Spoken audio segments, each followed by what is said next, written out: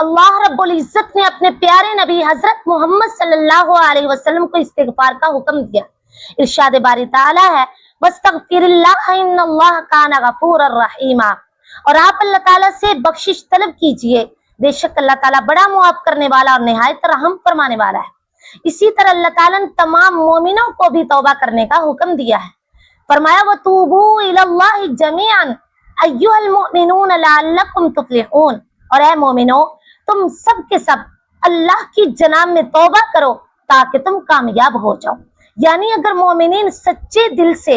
اللہ تعالیٰ کی طرف رجوع کریں اور اس سے معافی طلب کر لیں تو دنیا آخرت میں کامیابیاں ان کے قدم چومیں گے۔ سورہ تحریم میں اللہ تعالیٰ نے ارشاد فرمایا اے ایمان والو تم اللہ کے سامنے سچی اور خالص توبہ کرو، قریب ہے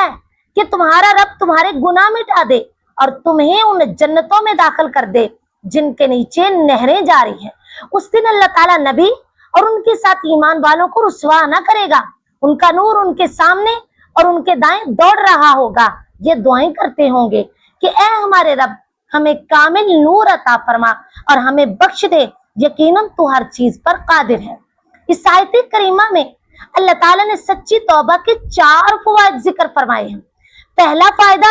گناہوں کی معافی، دوسرا فائدہ ان جنتوں میں داخلہ جن کے نیچے نہریں جاری ہیں، تیسرا فائدہ روز قیامت کی رسوائی سے تحفظ، اور چوتھا فائدہ اس روز ان کا نور ان کے آگے اور دائیں دوڑ رہا ہوگا۔ ان تمام آیات سے معلوم ہوا کہ سارے مومنین اللہ تعالیٰ کی طرف سے مامور ہیں کہ وہ اپنے گناہوں سے توبہ کریں اور اس سے معافی طلب کریں۔ اللہ تعالیٰ اپنے ان بندوں کی تعریف کرتا ہے جو اس سے بخشش مانگتے ہیں۔ اللہ تعالیٰ کا ارشاد ہے الذین یقولون ربنا اننا آمنا فاغفر لنا ذنوبنا وقنا عذاب النار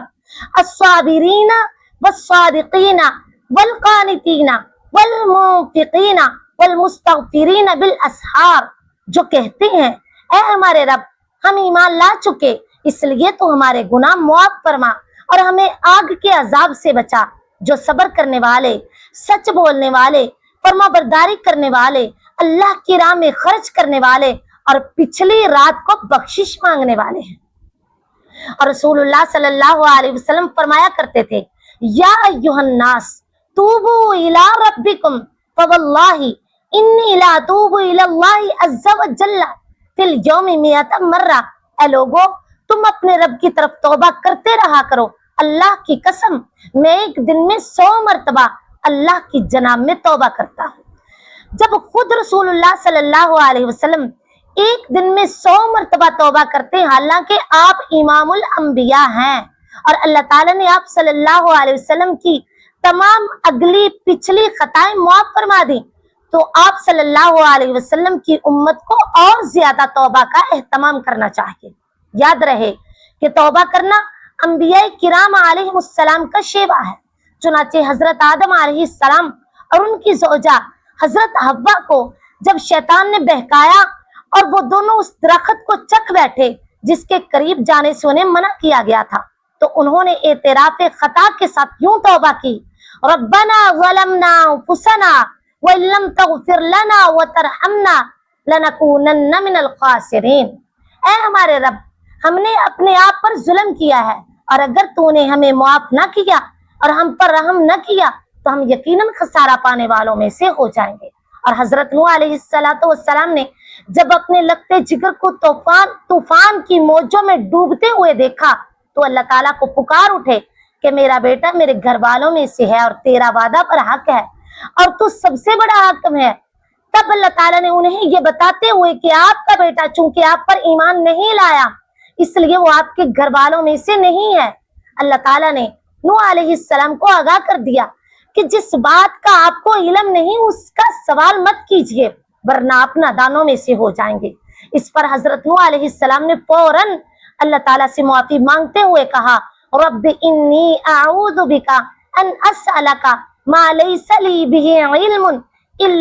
وَإِلَّا تَغْفِرْ لِي وَتَرْحَمْنِي أَكُنْ مِنَ الْخَاسِرِينَ، اے میرے رب میں تیری پناہ مانگتا ہوں اس سے کہ میں تجھ سے اس چیز کا سوال کروں جس کا مجھے علم نہیں، اور اگر تو نے مجھے معاف نہ کیا اور مجھے غوش رحمت میں نہ لیا تو میں خسارہ پانے والوں میں سے ہو جاؤں گا۔ اور حضرت موسیٰ علیہ السلام نے جب ایک آدمی کو مکہ مارا اور اس سے اس کی موت واقع ہو گئی تو فوراً اللہ تعالیٰ کی طرف رجوع کیا اور اپنی خطا کا اعتراف کرتے ہوئے اللہ تعالیٰ سے یوں بخشش طلب کی، رب انی ظلمت نفسی فاغفر لی، اے میرے رب میں نے اپنے آپ پر ظلم کیا ہے لہٰذا تو مجھے معاف کر دے۔ تو اللہ تعالیٰ نے انہیں معاف کر دیا۔ اور جب حضرت داؤد علیہ السلام کو آزمایا گیا اور وہ یہ سمجھ گئے کہ انہیں واقعتاً آزمائش میں ڈالا گیا ہے تو فوراً وہ سجدے میں گر پڑے اور اللہ تعالیٰ کی طرف رجوع کرتے ہوئے اس سے بخشش طلب کی۔ ارشاد باری تعالیٰ ہے وَظَنَّ داؤد أَنَّمَا فَتَنَّاهُ فَاسْتَغْفَرَ رَبَّهُ وَخَرَّ رَاكِعًا وَأَنَابَ۔ اور داؤد علیہ السلام سمجھ گئے کہ ہم نے انہیں آزمایا ہے، پس وہ اپنے رب سے مغفرت طلب کرنے لگے اور سجدے میں گر پڑے اور ہماری طرف پوری طرح رجوع کیا۔ اسی طرح حضرت یونس علیہ السلام نے بھی مچھلی کے پیٹ میں اپنی خطا کا اعتراف کرتے ہوئے اللہ تعالیٰ سے یوں معافی مانگی، لا الہ الا انت سبحانک انی کنت من الظالمین، تیرے سوا کوئی معبود برحق نہیں، تو پاک ہے، بے شک میں ظالموں میں سے تھا۔ اور جہاں تک امام الانبیاء حضرت محمد صلی اللہ علیہ وسلم کا تعلق ہے تو آپ صلی اللہ علیہ وسلم اس قدر کثرت سے استغفار اور توبہ کرتے کہ صحابہ اکرام رضوان اللہ علیہ مجمعین صرف ایک مجلس میں آپ صلی اللہ علیہ وسلم کی زبان مبارک سے یہ دعا 100 مرتبہ سنتے تھے، رب اغفر لی وتب علی انک انت التواب الغفور،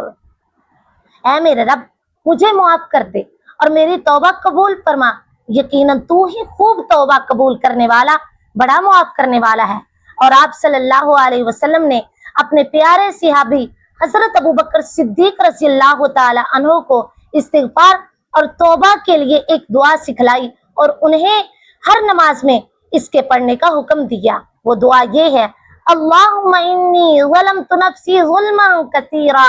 ولا یغفر الذنوب الا انت فاغفر لی مغفرۃ من عندک وارحمنی انک انت الغفور الرحیم۔ اے اللہ